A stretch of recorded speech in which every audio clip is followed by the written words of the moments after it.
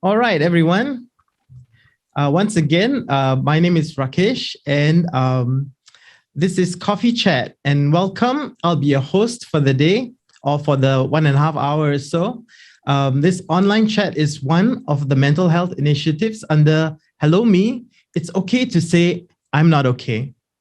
Firstly, thank you, students and staff from both Cebu Normal University in Philippines and Republic Poly in Singapore, and our guest speakers for making the time to join us today. I hope everyone, again, has their coffee in hand because we're going to go on a really interesting journey today, a conversation journey about mental wellness and about how do we keep up on our mental health. Yeah. And today we'll take time to connect with a few prominent social and mental health champions. For those of you who've just come in, we were talking to them earlier, but our panelists will share their own experiences dealing with pandemic-induced mental stresses. They will also share strategies that students can use to deal with things like anxiety, depression, and how to practice happiness, joy, and gratitude. But before that, let's hear the welcome address from the management of both CNU and RP. Warm greetings and salutations to Republic Polytechnic and Cebu Normal University students. The collaboration and partnership of our institutions in promoting mental health to our students through varied activities such as Moodboarding, Hello Me 21, It's Okay Not to Be Okay, through coffee chat and TikTok live sessions, is a responsive and worthwhile program, especially in this time of health crisis brought by COVID-19. Surely, this will foster bonding and friendships among our students as they demonstrate strength and coping strategies in moving forward in this challenging time. My sincerest commendation to those who made this journey possible. I hope that together we create positive and significant ripples as we take important steps to move forward with resiliency, in control and confident as we manage our emotions while building harmonious relationship with each other. Welcome, and we treasure your presence.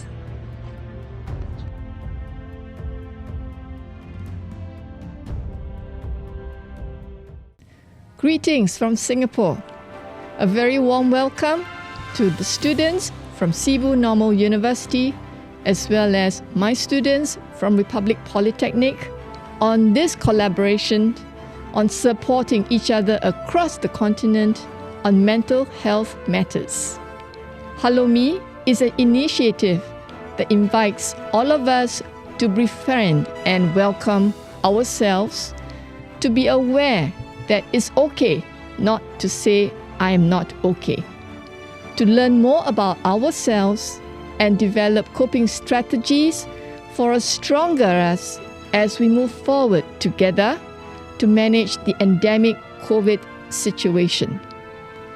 Thank you for being a part of this journey of creating a new generation of people who step out to reach out to each other, increasing resiliency in every single individual. I extend a heartfelt thanks to all of you, staff and students of Cebu Normal University, who partner us on this effort, and we look forward for more collaborations with one another. So let us enjoy this partnership together. Thank you. Thank you, Dr. Angeline from CNU and Ms. Goy from Republic Polytechnic for helping us start off Coffee Chat on a high and uplifting note. Now, with us today is a wonderful panel that's been put together who have contributed much to the mental health space via social media. First and foremost, we have with us Neil. Neil, I'd just like to ask you to tell us a bit about yourself and your passion for mental wellness. Could you share? Hi everybody. Hi students from RP and CNU. I am Neil Steve Quintanar, and then I am a registered psychologist here in the Philippines. And I do see clients for therapy, mostly clients with depression, with anxiety, or post-traumatic stress disorder. And I also coach people to improve their happiness and well-being. You see, mental health is a continuum. Like on the left side, maybe it is all about mental illnesses. And on the right side, it's all about well-being and flourishing. I also teach happiness and well-being in the university here. And I'm actually more of that, no? Inspiring people to live a flourishing life. So that's it, Rakesh. Wow, Neil, that's an excellent job. I'm so envious. A happiness coach. Yes. Okay, I've got to aspire towards something like that. Okay, that's going to be on my whiteboard at home. Joyce, I'd like to ask you to introduce yourself. Joyce is our next panelist. Would you tell us a little bit about yourself and your passion for mental wellness, Joyce? Okay. Hi everyone. I'm Joyce. Or I think people on the net know me more. Know me as J1T. Yeah, and I act and I host, and I'm an entrepreneur. I run my own bridal gown shop. Yeah, and I guess my passion started from knowing that it's I think it's my passion started because I came through a journey, and I also struggled myself with reconciling my thoughts, reconciling my mind, my heart together. Sometimes I just don't get things, and I knew that I have thoughts of always thinking that I'm not good enough. So I guess this allowed me to understand more about understand myself more, and that's why I am very thankful to be here actually, because I can learn from all these professional speakers over here and learn from everyone as well. So I'm not professional, but I am here and hopefully to share my journey, and hopefully we give new perspectives to everyone here. Yeah. We're so glad, Joyce, that you could be on the panel. There's no experts when it comes to mental wellness, and we're all learning as well. I'm so glad you're on the panel with us. Chen, we'd like to hear from you. Can you share a bit about yourself and also one thing that's been especially meaningful for you as you champion mental health wellness? Thank you, Rakesh. And hello, everyone. My name is Philip Chen Tan. You can call me Chen.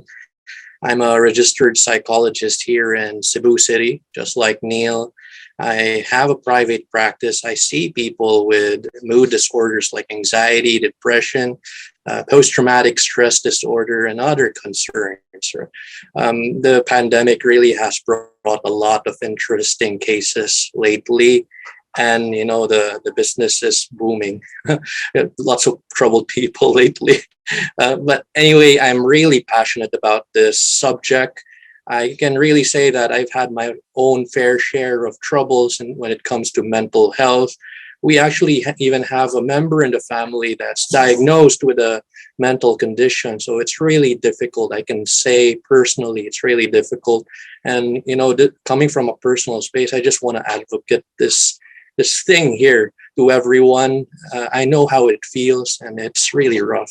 So thank you, Rakesh. Yes, I do agree that, we're in challenging times now, but I'm really glad that we have people like you in the mental wellness space to champion such an issue. Let's move on to our next panelist, Alvona. Alvona, tell us about yourself and how has your experience been as a voice for mental health awareness? Thank you. Hi, everyone. I'm Alvona. I'm a medical doctor in Singapore, and I've been in various hospitals' psychiatric departments for close to 2 years. So my experience has seen me with patients with quite a variety of psychiatric conditions. For example, mood disorders like depression, anxiety, psychotic disorders like schizophrenia, as well as eating disorders like anorexia and bulimia nervosa. So from my experience, I feel like there is really a lot more that we can do in terms of reducing the stigma and increasing acceptance for such patients into our community and our society. And this year, I also co-founded a mental health campaign called We Quality with 2 other teammates. and my teammates have experience in the field of public health. So we hope to use our advocacy skills to share with others about the issues that patients face. In particular, for example, in gender-specific mental health, males may encounter the stress for example, the stress to be strong, to not speak up when they feel weak and depressed, whereas females may feel that they have to live up to certain standards of beauty, and that may lead to an obsession with weight and thereafter lead to an eating disorder. So that's something that I've been doing for the past year, and hopefully through our discussions we can talk more about mental health as well as how to be resilient in this COVID-19 pandemic. Thank you, Elvona. Just so glad that you can be on the panel as well as a clinician to give us those kinds of perspectives as well. Today the students, the students from CNU and RP, they have created something very interesting that I'd like to bring up. They're called mood boards, and they're a form of healthily expressing their thoughts and emotions to encourage and motivate themselves. And they've done this via Instagram. So let's take this moment to look at this video that will tell us more about these mood boards. Hi everyone, my name is Bridget. I am a Year 1 student studying in Republic Poly. I study Health Management and Promotion. So my inspiration for this mood board competition started when I had my own Studygram and bullet journal account. So last year at that time during circuit breaker, I was taking my O-levels and I was struggling a lot in my studies. So that's when mood boarding came to my mind. I decided to try it out, so I had a lot of pictures of study notes, study desk, cafes, coffee, all printed out, and then I had them put on a piece of paper. So then this was placed on my study desk every day so that whenever I went to my desk, I would see that board, and then that would remind me that I had to study because it was my O-level and it was quite a crucial point at that time. So I heard of this mental health podcast and we wanted to promote mental health. So then that's why I thought moodboarding was actually quite interesting. It's a little bit underrated. Not many people has heard about this. So I thought that this would be a very great alternative if you don't have any social pods at that time of your life. So from what I know, moodboarding actually helps to relieve stress. And from some of my friends, they said that moodboarding helps to highlight and emphasize some of their happiest moments in lives and some of the most important things that are very dear to them. So speaking of friends and families, I would like to pass my time to my friends to share some words of encouragement and support for this moodboarding competition. So guys, create your own moodboard and hashtag at IG HelloMe21. Create your own moodboard and submit via IG and hashtag HelloMe2021. Create your own moodboard and submit it on IG, and don't forget to hashtag HelloMe21. Create your own moodboard and submit it on IG, and don't forget to hashtag HelloMe21. Create and submit your moodboard and post it on Instagram at hashtag HelloMe21. Bye! Hi everyone. My first experience with Moodboard was when two friends decided to use the board to connect with each other and form their happy memories with each other.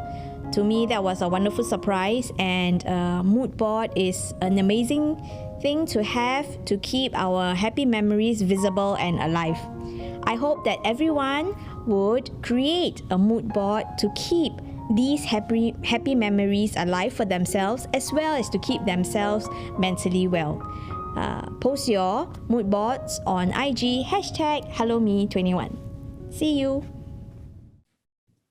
Well, having watched those clips, we'd just like to go back to a few of our panelists and check in with them to get their opinions about what they think about mood boards. So Neil, could I just call on you to find out, what do you think about these mood boards?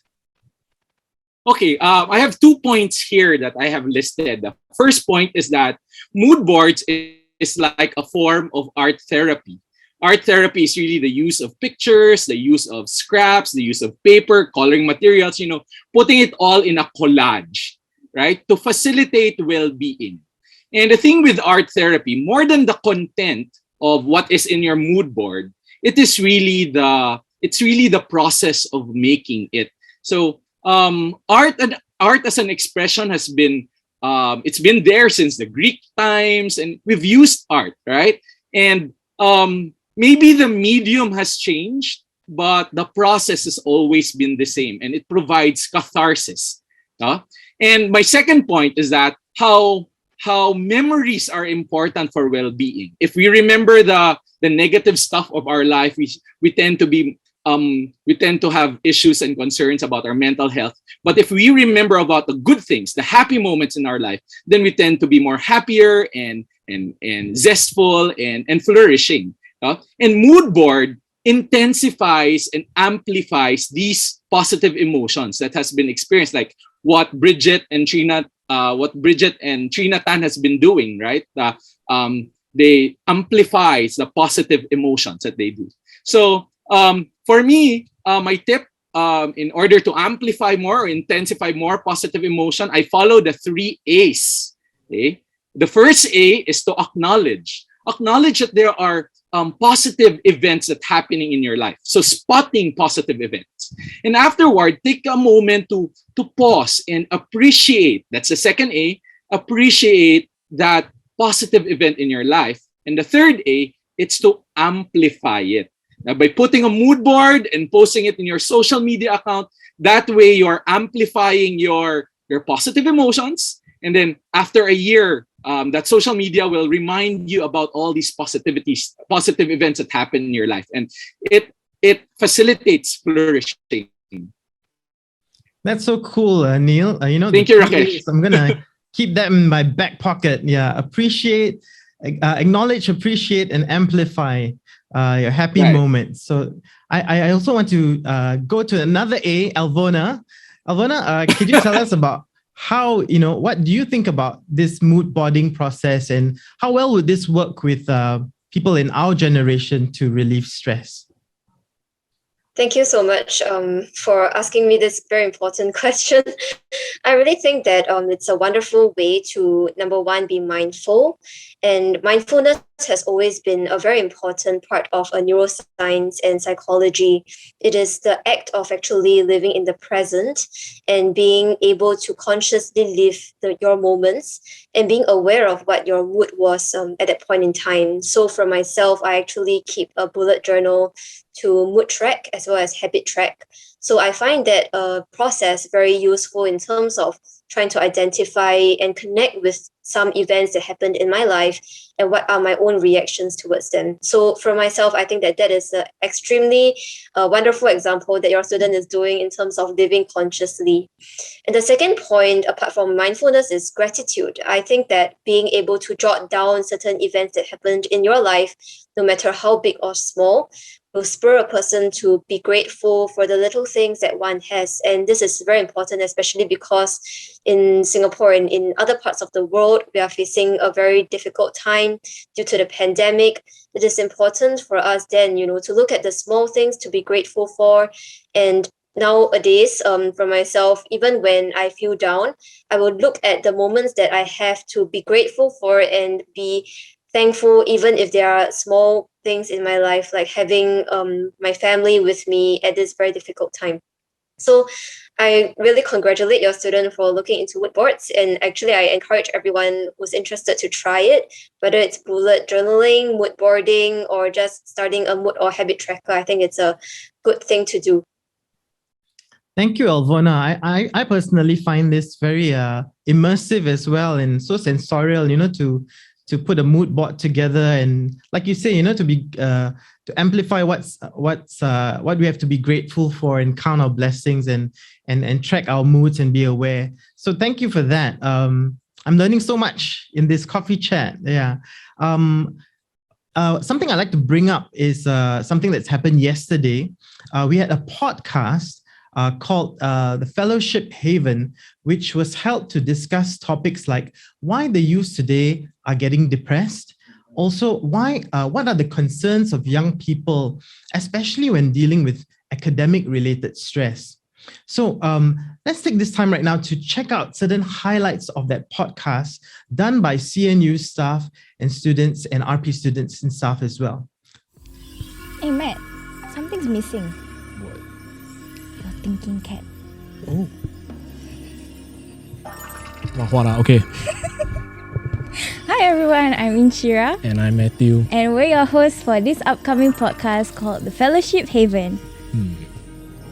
Fellowship Haven, very holy there. I'm talking about my head, okay. Yeah, so Inshira, what is Fellowship Haven? What do you learn from it? Episode 1 since we did episode 1. So for our first episode, we've discussed about mental health during the COVID-19 period. So yes, we've invited people over to share their inputs on how they deal with their mental health problems and what are their coping strategies. So yeah, ranging from lecturers and students. So yeah. Yeah. Well, thank you for the your key takeaway. But I think my key takeaway is really from one of the guests. He said that surround yourself with people whose presence call forth your best. And I kind of like, I'm trying to apply this point in my life, and it's so far it's going very well. Yeah. And yeah, Inshira, who would they be expecting?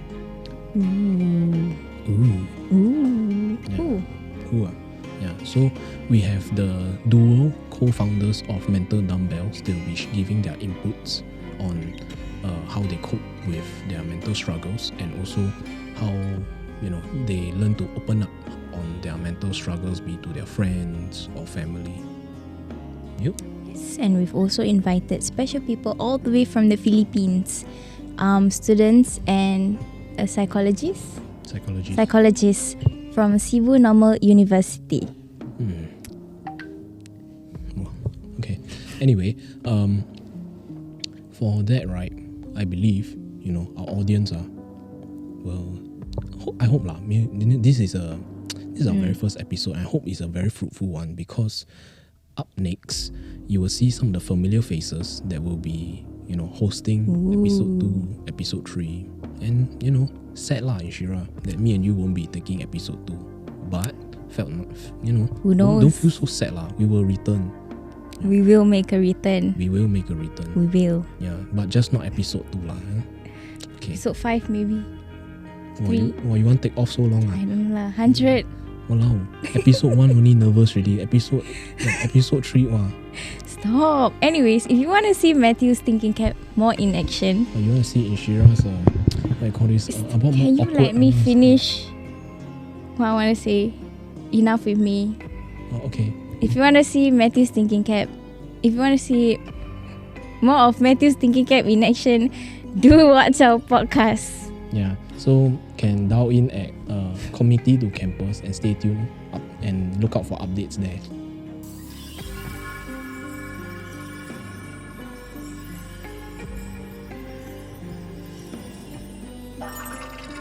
Hello, I'm Nara and I'm a Year 1 student RP studying Diploma in Health Management and Promotion.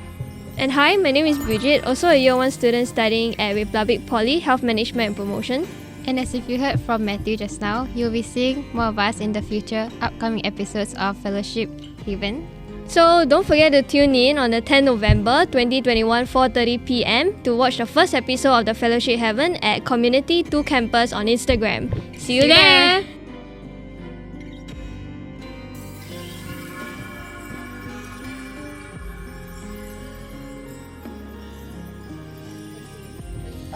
Hi, I'm Cheryl. I'm currently a Year 2 student studying the Diploma of Health Management and Promotion in RP. And my name is Ivan, a Year 1 student also studying the Diploma of Health Management and Promotion in Republic Polytechnic. So you'll be seeing us in a future podcast. And as mentioned by our friends earlier on, do tune in to Community to Campus on Instagram on the... when was it? November. Yes, on the 10th of November 2021, 4:30 p.m. Alright, so now let's pass down to our special guest for the episode 1, Mental Dumbbells. Well, that was a few excerpts from the podcasting videos where some of our students were talking about issues like, surrounding yourself with people who are going to bring out the best in you, people who can support you and uplift you. And also there were some mentions of, how the difficulties or the struggles of opening up to family and friends when you're having mental illness or mental unwellness. So I just want to check in with one of our panelists, Chen. Would you like to share your thoughts about those excerpts from the podcast, these issues that I've mentioned? Sure. Thank you, Rakesh. From what I understand, these kids are really making a podcast that's talking about, the mental health difficulties and how to cope, probably teaching people how to better cope. I think this is really great that these things are becoming more common. I actually handled a program kind of like this previously last year. We had a social project going on there. And I find that, talking more about these things, we further reduce stigma when it comes to mental health and mental difficulties. And I think that stigma is really a big problem. It's a problem for people having mental health difficulties, and it's a social issue as well. Because if people are, feeling stigmatized for being depressed or, suffering emotionally, they won't really get to reach out for help, much less admit that they have a problem there. And because they don't get to cope with their problems or get the support they need, then, their problems intensify. So I'm really grateful that, this is happening and, more of these things are happening. That's all, Rakesh.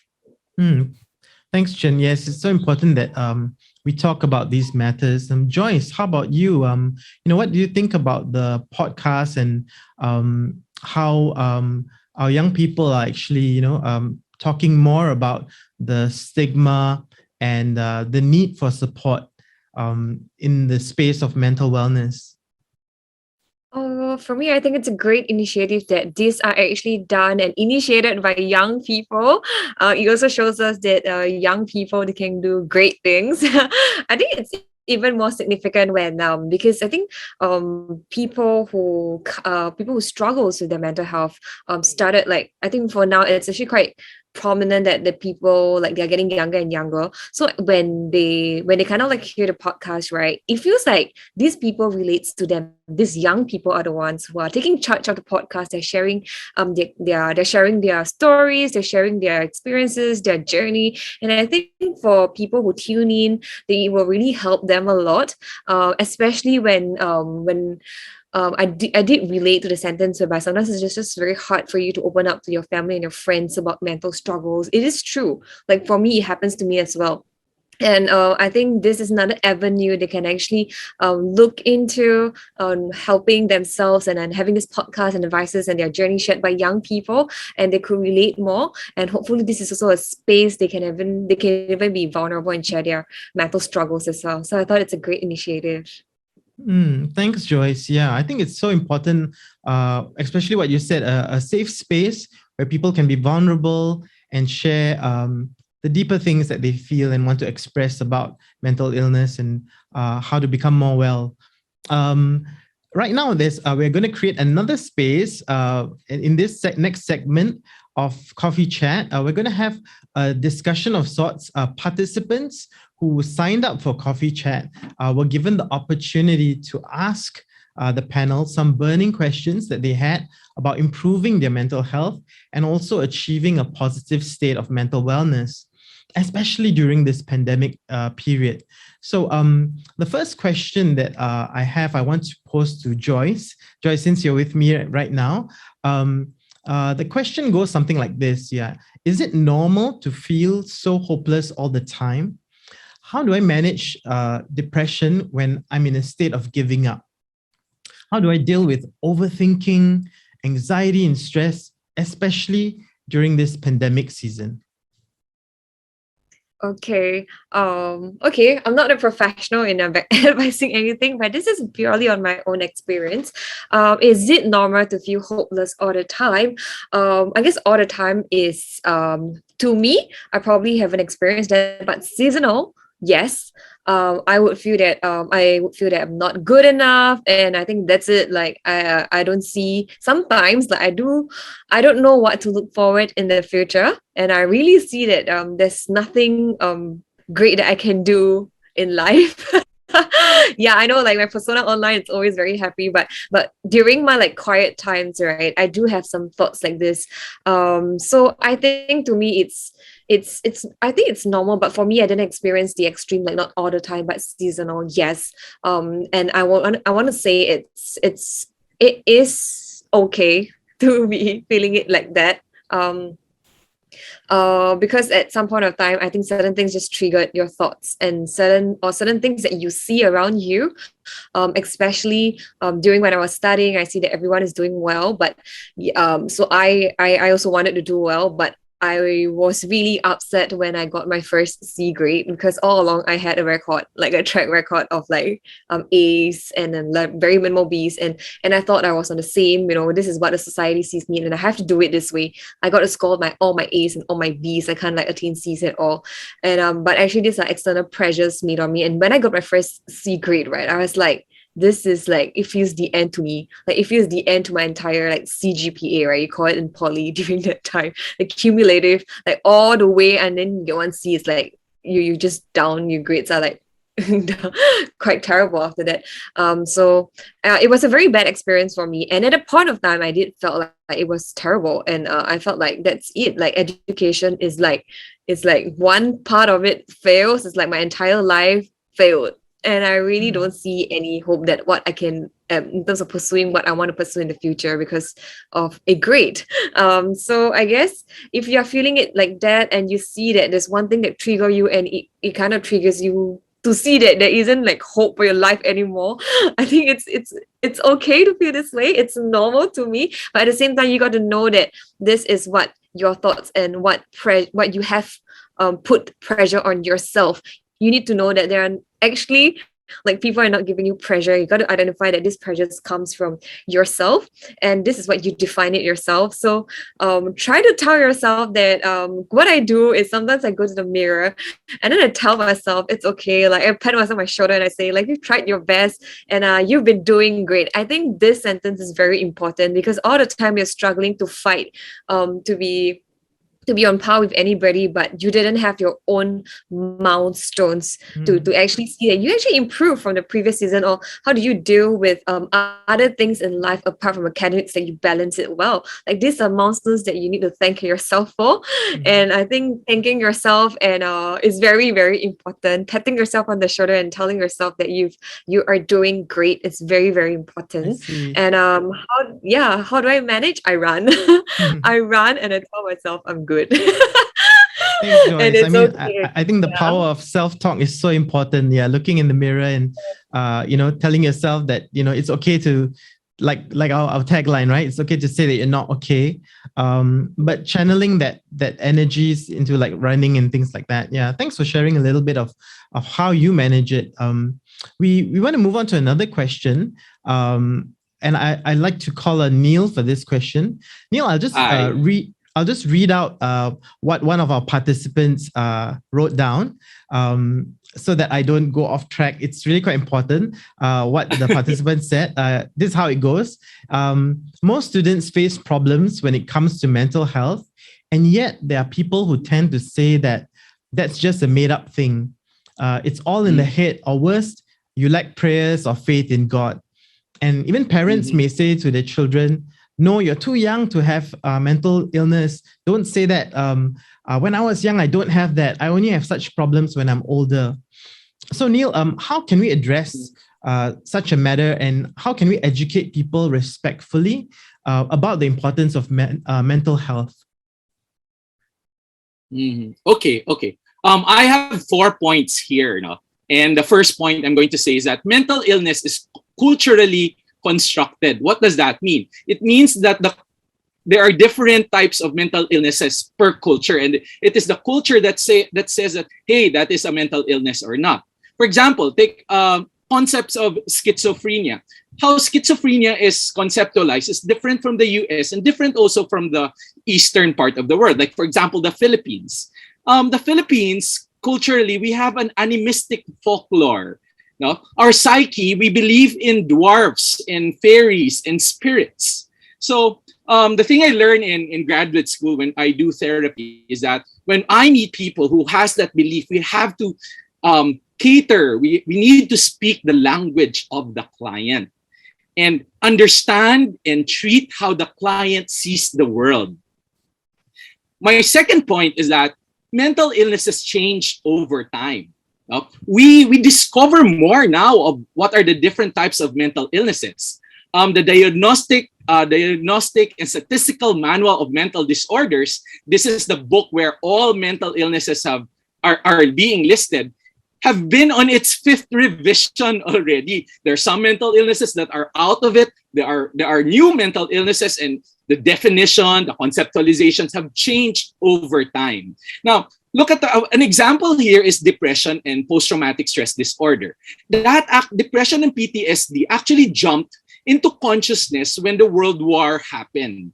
No? When soldiers went out to war and then when they got back home, that's the time that the Psychiatric Association worldwide and then the Psychological Association worldwide thought that, hey, we should study more about these mental illnesses. So it changes over time. So what might our parents think about, hey, it might not happen in their time, might be happening right now because there's a lot of changes, right? There's a pandemic, the city is getting bigger and alienation, isolations are there. And of course, the boom of the internet is also there. Which brings me to the third point, that there is no absolute truth there, but only perception. Your experience of an event depends on how you see it or you appraise it. Now, the way we appraise an event really depends on the 4 Ps. Predisposing, precipitating factors, perpetuating factors, and protective factors, and the way we cope with it. Predisposing factors are the genetic factors. We might inherit it from our parents. It's really innate in us, our life perspectives, our school and education, the things that we learn over time. Okay? The precipitating factors might be the immediate triggers that happen to us. Like, for example, this pandemic is an immediate triggers. Maybe a death of a family member, or we are heartbroken. Those are precipitating factors. Another factors might be perpetuating factors, like how long has this condition or this stressor in your life been happening? The pandemic's been happening for about almost 2 years now. So that could put a lot of stressor to the individual. And of course, the last thing, the protective factors. What are the protective factors that this person has, right? For example, family support, the character strength of optimism, of zest, and love. We have to look at all these 4 things. That's why a person's experience of mental illness might be different from another person's experience of mental illness. But we do not deny that it can be truthful for that person. So it is true to that person. So my advice, and that's my last point now, my advice is that when a person expresses that he is having, or he or she or they are having some mental health concern, do not invalidate their experiences. Do not minimize their experiences, and do not spiritualize. What do? We do listen. We be compassionate. And I always ask this to my friends, to my clients, what is the loving choice? And I'd always say, in the end, choose the loving choice. So those are my four points, Rakesh. Oh, that was really comprehensive, Neil. I mean, but I like your punchline with the 4-letter word LOVE, right? Yeah, choose love. So I think we all need to definitely have more empathy and not diminish somebody and talk them down. Yeah. So thanks for that. Yeah. The next question we have is for Alvona. Alvona, I think this is really quite a meaty question. The participants wrote in and asked questions like, how do I know if I'm just sad or if I have a mental illness? How do we diagnose someone with mental health issues? How do you identify if someone is depressed without being clinically diagnosed? Is that possible? Can get you to handle this question? Thank you for the question.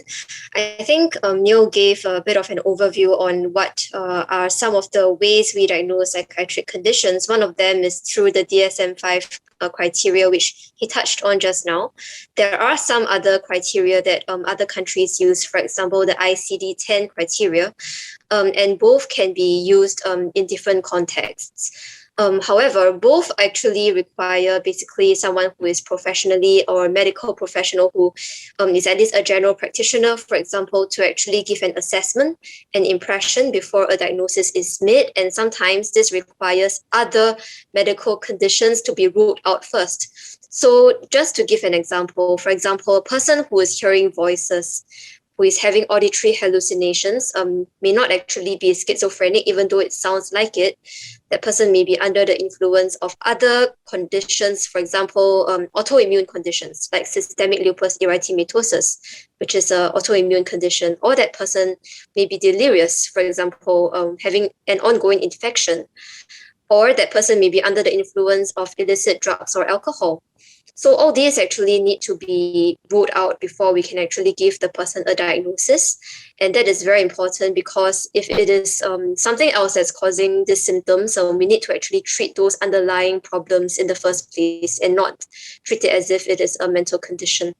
So that's the first thing that I would answer to the question on how we diagnose. We use different criteria, and it is usually a clinical interview, and an impression is made based on investigations. So for the second part, about how do I know whether or not this is a mental disorder?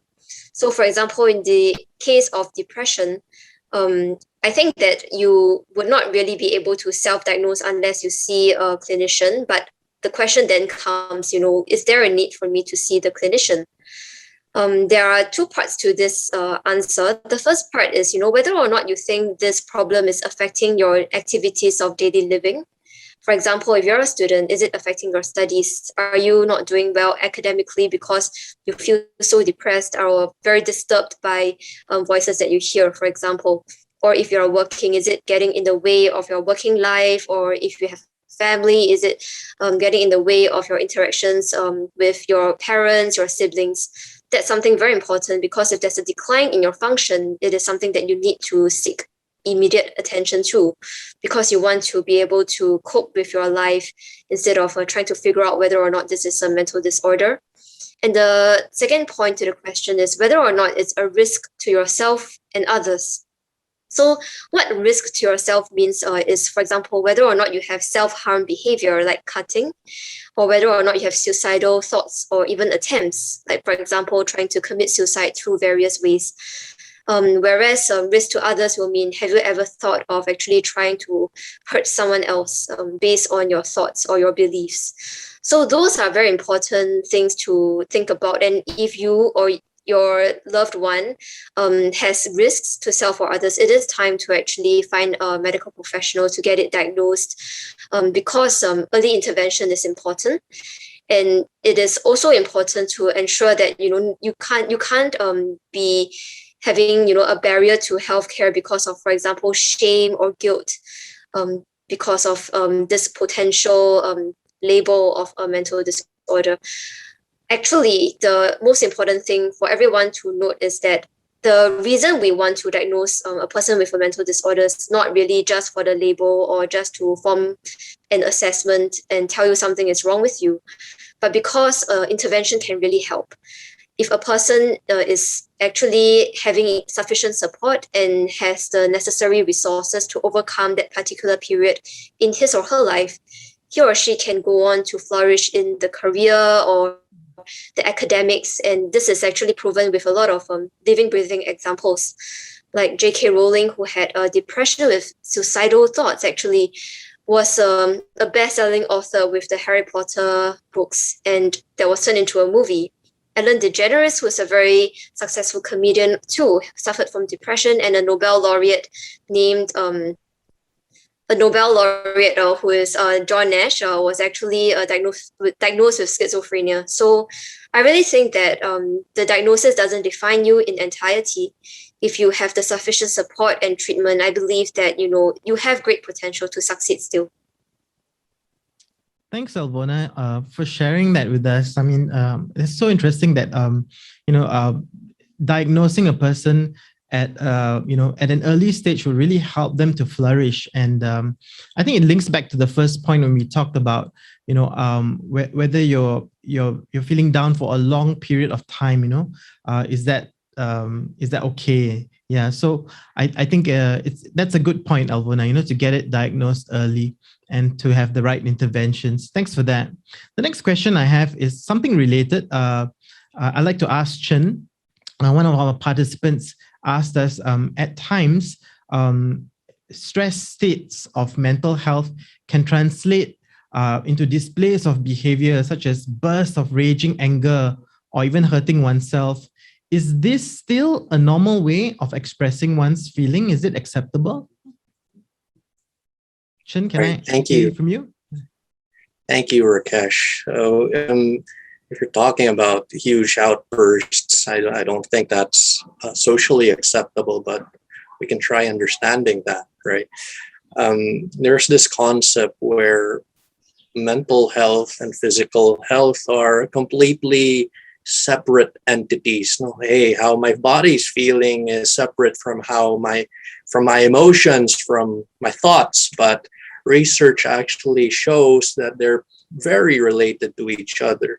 In other areas of treatment, like integrative medicine, they actually say that the difference between physical health and mental health are pretty illusory, and they don't really exist. And they take such a holistic view to helping other people.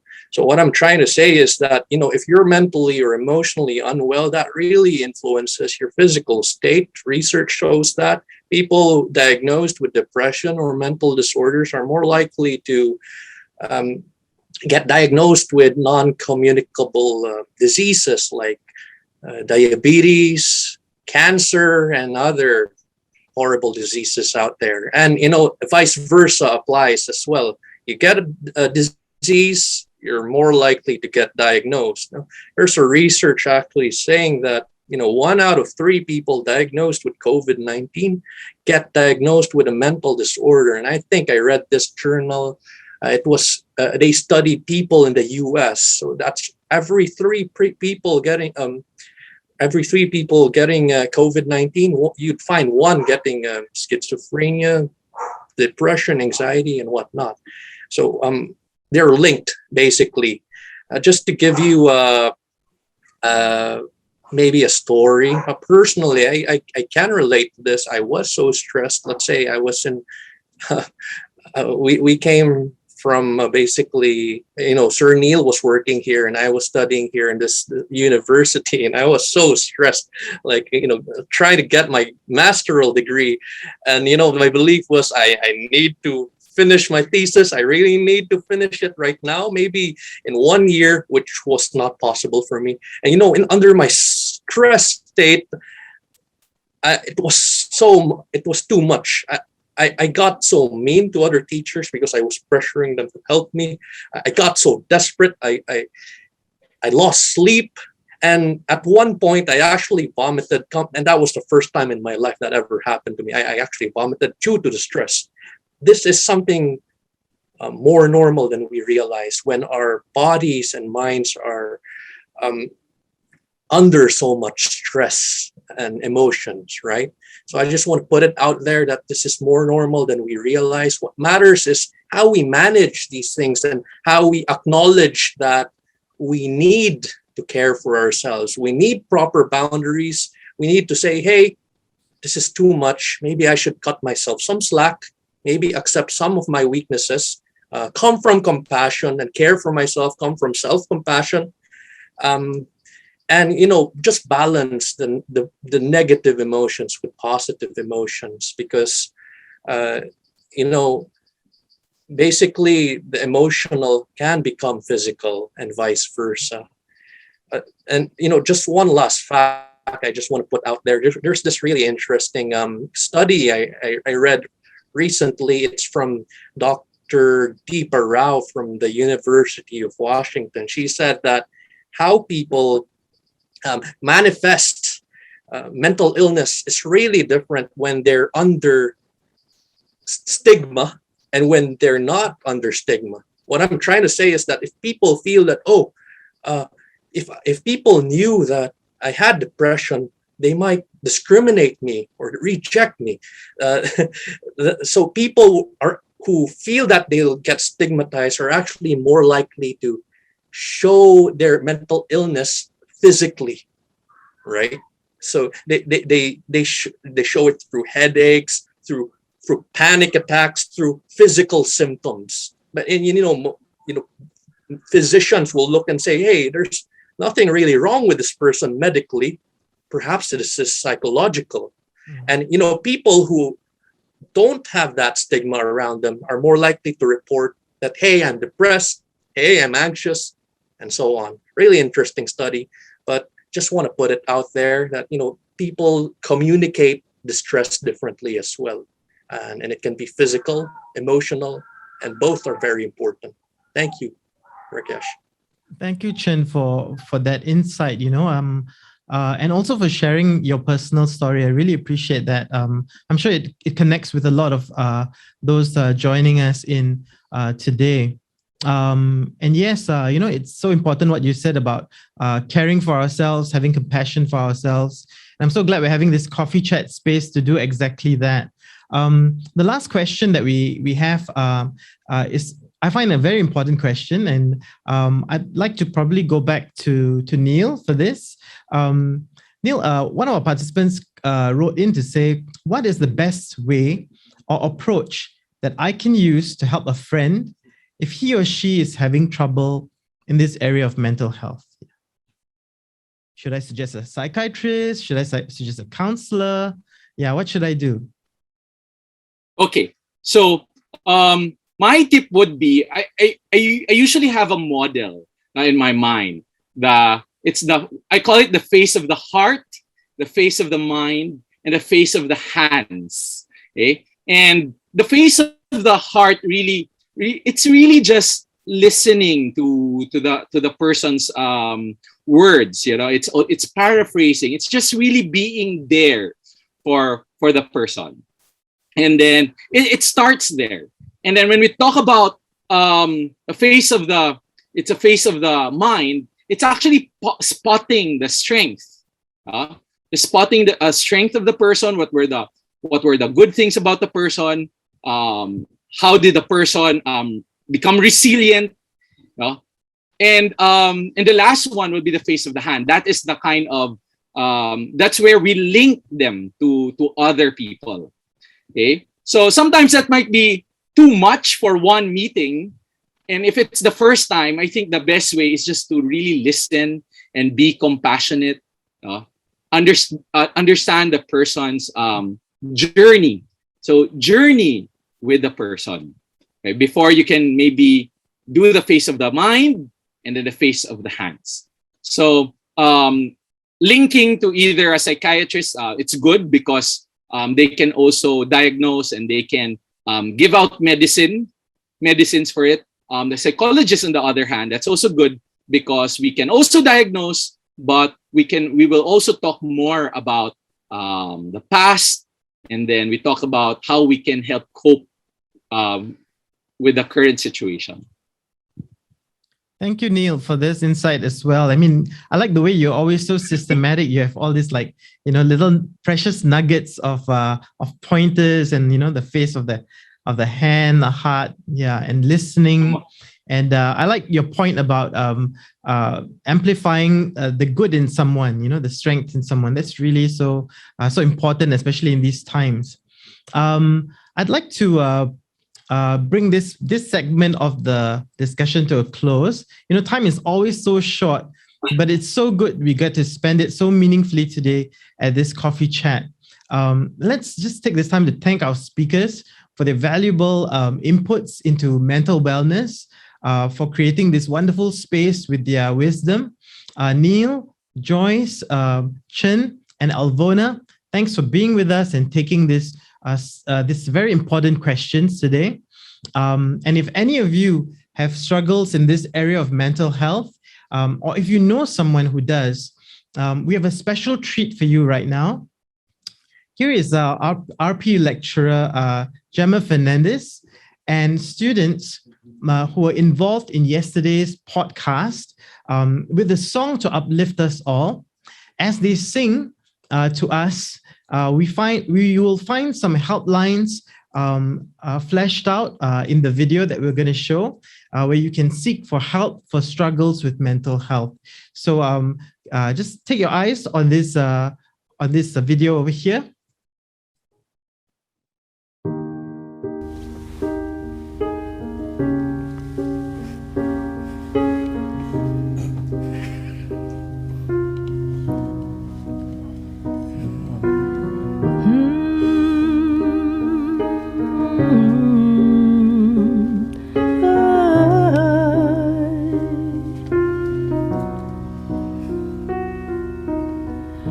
Every day is so wonderful, and suddenly it's hard to breathe.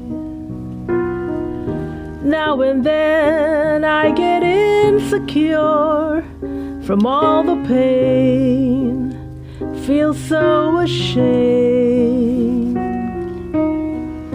I am beautiful no matter what they say. Words can bring me down. I am beautiful in every single way. Yes, words can bring me down. Oh no. So don't you bring me down today.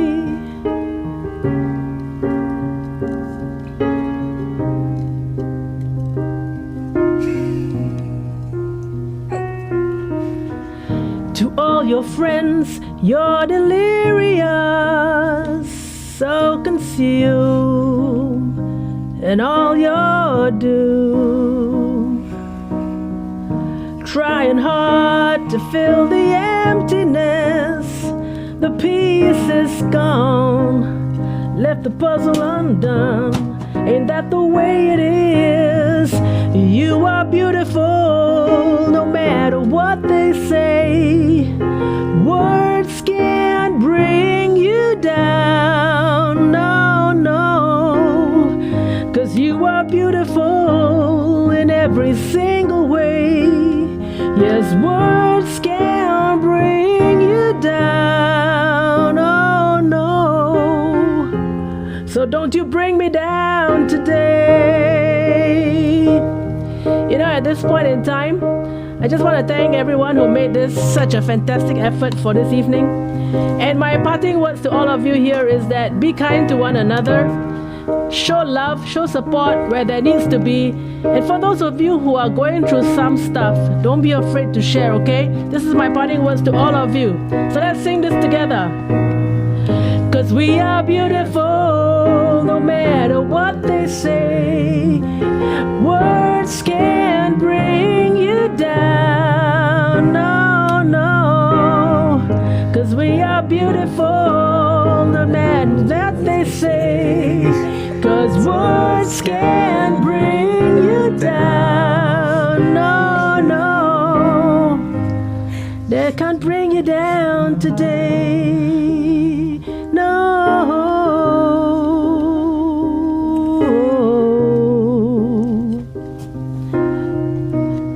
Don't you bring me down today.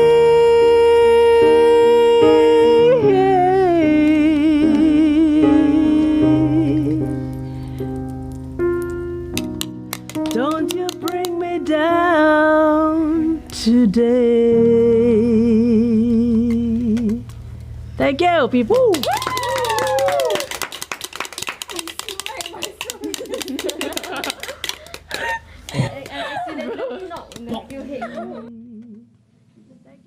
That's such an important message, right? Yeah, there can be so many things out there that can bring us down, but just look yourself in the mirror and know that you're beautiful, and just count our blessings. Yeah, just so thankful for all the segments that we've gone through today for Coffee Chat. With our panelists, with our speakers.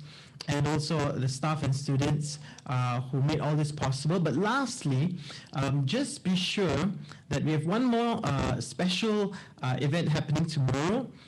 It's our TikTok live stream with performances by artists from both Philippines and Singapore. I'd just like to give you a short sneak preview right now. Would you take a look at this preview?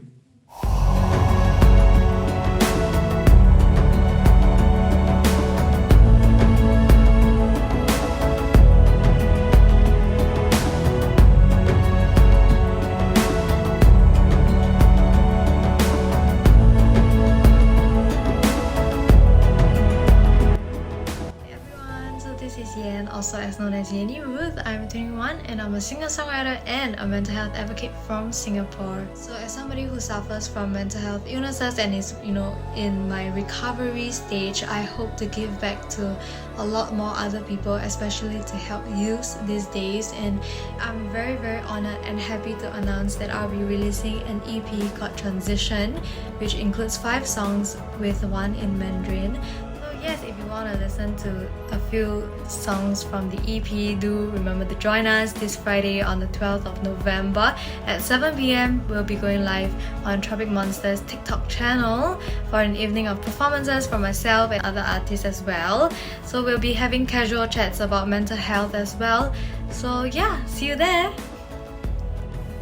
Hi, I'm Gabby Hassan, a singer-songwriter and a student nurse from the Philippines.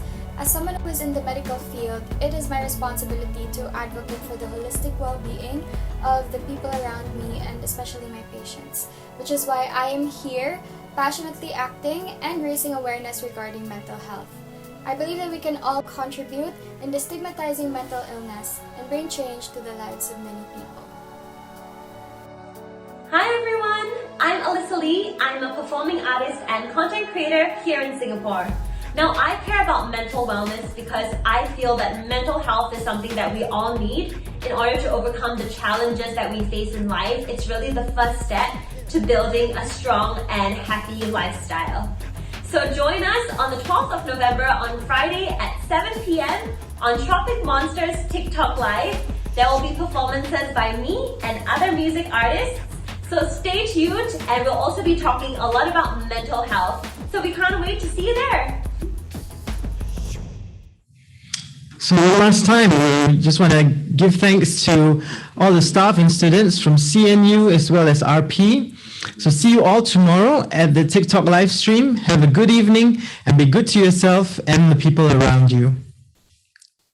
Take care.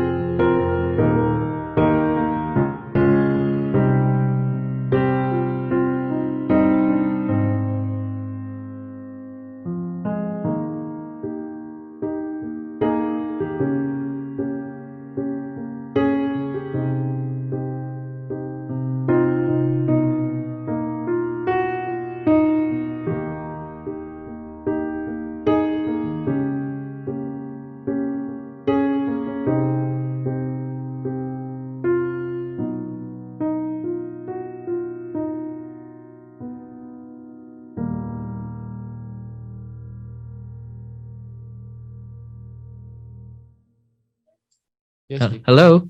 Yes, hi. Yes. Hi, can you hear us? I can hear you. Yes. Everybody okay? All right, guys, we just wanted to congratulate you for that brilliant, absolutely brilliant session. Let's give them a round of applause, all right? We've got students over here, we've got our colleagues over here, and everybody's giving you a round of applause. Can you just turn the camera around? Wait, we're just gonna show you the students giving you guys a big round of applause. Can you see them? Well done, guys. Brilliant. Absolutely brilliant. It was the most amazing thing was it was clearly heartfelt. That's the way we had imagined it. I mean, initially we wanted to like just have a heart-to-heart chat, and that's how it turned out to be. And then, of course, with Rakesh doing a fantastic job of emceeing, and Gemma, absolutely hats off to that singing. That was like, you need to be performing with them on TikTok. I think it was that brilliant. Joyce can sing also. Yeah, all of you. It was just so heartfelt, and we're so glad you added those personal stories, the personal touches. It made it much more meaningful and relatable. I think you have all our gratitude and thankfulness for being so fantastic and being so easy. Anybody else want to add anything? Come switch to camera. Mic 5. Mic 5. Trina.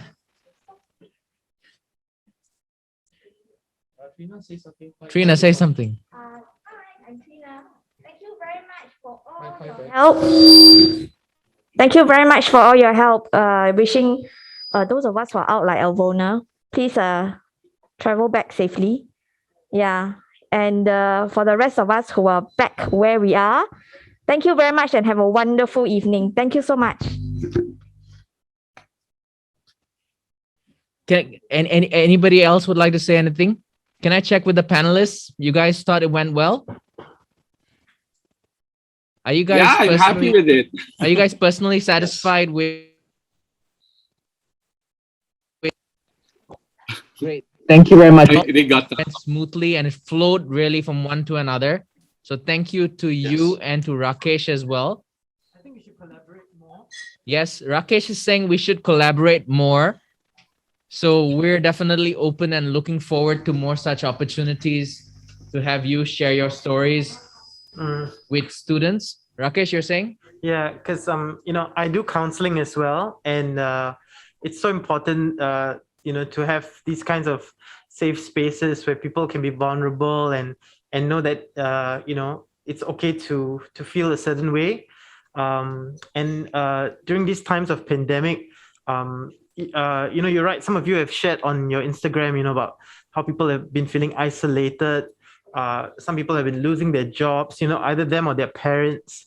So it's really a difficult time. And I think the more we can use our skills or our knowledge, and come together and collaborate like this and create this kind of safe spaces to talk, it's really gonna help and have a multiplying effect on people around us. Yeah, and I think every single nugget of sharing that you guys gave on the panel, it's really going to create a lot of ripples in the community. So keep doing what you're doing. I'm just so thankful that I got to be part of this and learn as well, along with everyone. So thank you so much. Yeah. Aaron, we need Thank Aaron you, to say Rakesh. something. We need Aaron to say something. Aaron, the man. Hello. Yeah, hi everybody. So thanks so much, everyone. Thanks for your help. And nice to see you again, Joyce. Thanks for those of you who don't know, Joyce is the actress in our award-winning film. Yeah, if you can recognize her, Breaking Barricades. So thanks so much for joining us again. And also, I look forward to working with Dr. Alvona as well. I believe you're going to come pay a visit to our lab, right? Yeah.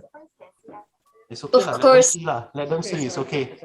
All right. And also to Neil and Philip, really impressive experience and sharing you've got. I look forward to seeing how we can work together Singapore and Philippines, I think we can come together in one very, exciting collaboration, where we can actually look towards helping people who have mental health concerns in both countries. All right, so thank you very much. Thank you. Who else wants to say Thank something? you too. Or Mr. Ivan, the guy that you saw who was, talking. Okay. By the way, these are I don't know if you can see them, but these are the students who were involved in the moodboarding and all. Turn. All right. Okay. All right. So, I guess that's all we have for you today. Yeah. So the students there, wave everyone, wave. All right. Okay. So thank you, everybody. We'll share some pictures in the group. Yeah, we'll share some pictures. So thank you once again, everybody, and take care. Okay. Bye now. Nice meeting you all. Thank you, everyone. Thank you. Thank you.